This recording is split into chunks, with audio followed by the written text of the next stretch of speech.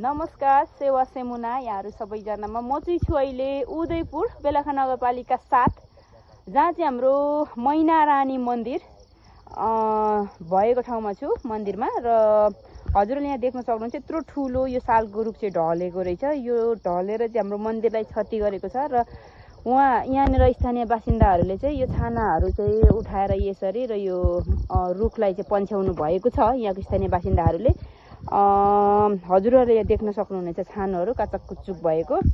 र यहाँनिर अहिले चाहिँ म छु मेरो यहाँ आदरणीय जनहरू यानि कि हाम्रो गाउँको बुद्धिजीवी व्यक्तिहरू हुनुहुन्छ। उहाँहरू चाहिँ अब यहाँ यसलाई कसरी बनाउने भन्ने बारेमा चाहिँ छलफल भइरहेको छ र उहाँहरूसँगै छु म चाहिँ।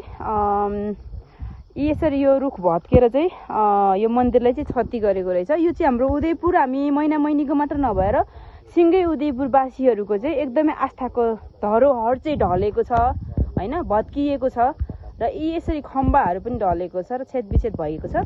हजुरहरूले यहाँ देख्न सक्नुहुनेछ।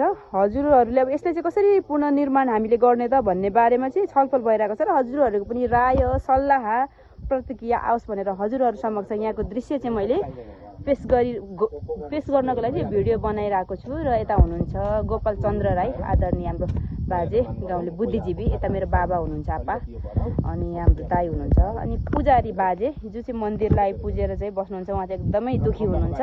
उहाँले चिन्ता गरिराख्नु भएको छ यसलाई कसरी गर्ने पुनर्निर्माण गर्ने अब भनेर चाहिँ उहाँ चाहिँ चिन्तित हुनुहुन्छ। हामी चाहिँ अब यसैको बारेमा छलफल भइरहेको छ। यहाँनिर हजुरहरूले छानो यसरी भत्किएको छ है, हजुरहरूले देख्न सक्नुहुनेछ। अब यो हामी सबैको एउटा हाम्रो सम्पत्ति हो उदयपुरेहरूको भनौँ न होइन, हाम्रो प्रपर्टी यो एउटा आस्थाको धरोहर यसरी भत्किन चाहिँ हामीले दिनु हुँदैन, यसरी छेदविच्छेद हुन चाहिँ दिनु हुँदैन। हामीले जसरी पनि यसको पुनः निर्माण गर्नुपर्छ भन्ने सरसल्लाह भइरहेको छ। यहाँनिर यहाँको इँटाको छापहरू हजुरले देख्न सक्नुहुन्छ। यो जुन इँटाको छाप चाहिँ यहाँ काहीँ पनि पाइँदैन नेपालको भनेर चाहिँ उहाँले भन्दै हुनुहुन्छ यहाँ बाजेहरूले। अनि बाजे यो इँटाको छाप चाहिँ कहाँ पाइन्छ अरे? यो चाहिँ मैले काठमाडौँमा भन्दा अरूमा पाउँदैन, काठमाडौँमा मात्रै पाइन्छ। काठमाडौँको कुन मन्दिरमा?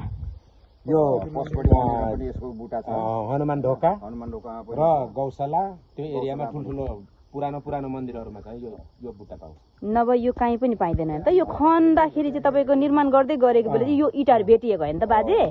पुरिएको इँटाहरू आधी निकालियो, आधी माथि यहाँनिर थियो होइन, सफा गर्नुभएको पहिला यस्तै थियो होइन। हजुर, हामीले यो चाहिँ पहिलाको जस्तो मिलाइयो हजुर होइन। हजुर, अनि त्यहाँदेखि यो माथि रहेको चाहिँ अब भेट्दै गयो त्यहाँबाट, अनि थप्दै लानु भएको हजुरहरूले होइन। यो यस्तो थियो त, यो माथिको